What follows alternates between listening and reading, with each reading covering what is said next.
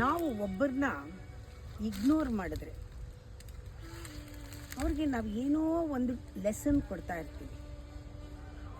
ನಾವು ಇಲ್ಲದೆ ಅವ್ರು ಹೇಗಿರ್ತಾರೆ, ನಾವು ಮನಸ್ಸಲ್ಲಿ ಅಂದ್ಕೊಳ್ತೀವಿ, ಓ ನಾನು ಇಲ್ಲದೆ ಅವ್ರು ಸಫರ್ ಮಾಡ್ತಿರ್ತಾರೆ ಅಂತ. ಹಾಗೆ ಅಂದ್ಕೋಬೇಡಿ. ನಾನು ಇಲ್ಲದೆ ಮಿಸ್ ಮಾಡ್ಕೊಳ್ತಾರೆ, ಹಾಗೆ ಅಂದ್ಕೊಳ್ಬೇಡಿ. ಅವ್ರು ನನಗೋಸ್ಕರ ಕಾಯ್ತಾ ಇರ್ತಾರೆ, ಹಾಗೆ ಅಂದ್ಕೋಬೇಡಿ. ಅಡ್ಜಸ್ಟ್ ಮಾಡ್ಕೊಳ್ಳೋದನ್ನು ಕಲಿತಾ ಇದ್ದಾರೆ ಅಂದ್ಕೊಳ್ಳಿ.